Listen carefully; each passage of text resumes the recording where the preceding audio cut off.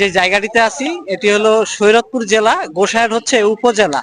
আর গোসাইর থেকে ভিতর নাম হচ্ছে হাটুরিয়া। আর হাটুরিয়ার এই যে সুবিশাল একটা মাঠ আমি আপনাদেরকে যেটা দেখাবো, মিয়ার হাট নামে পরিচিত, যেটা গোসাইর হাট উপজেলা, সদর উপজেলা থেকে এটা দূরত্ব আমি যেখানে আছি প্রায় 12 কিলোমিটার। তো এই হাটটিতে এখন আর গরুর হাট বসে না, কিন্তু কেবলমাত্র শুধুমাত্র ঈদের সময়ে, কুরবান ঈদের সময় সম্ভবত এখানে হাট বসে। সুবিশাল এই মাঠ, এই যে আমার সামনের যে সাইডটা আপনারা দেখতেছেন, এখানে ছোট ছোট কিছু দোকানপাট আছে।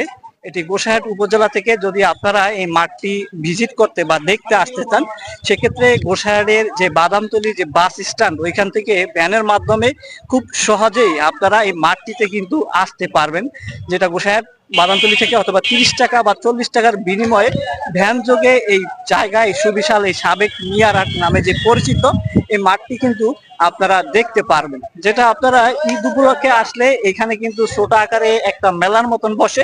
এই মাঠটির আশেপাশে যে আপনারা দেখতেছেন ছোট ছোট আকারে দোকান, ঠিক এই যে রোডের পাশে এখানেও কিন্তু দোকান, আর এখানে ভ্যান আছে।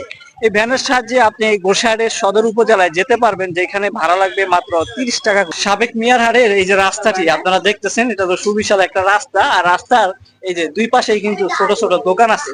যদি আপনারা কেউ ভ্রমণে আসতে চান এই সাবেক মিয়ার হাট, তখন আসলে এই দোকানগুলা কিন্তু আপনারা দেখতে পারবেন। আমার এই সাইড, এই সাইড, দুই সাইডেই কিন্তু দোকানগুলো আছে। আর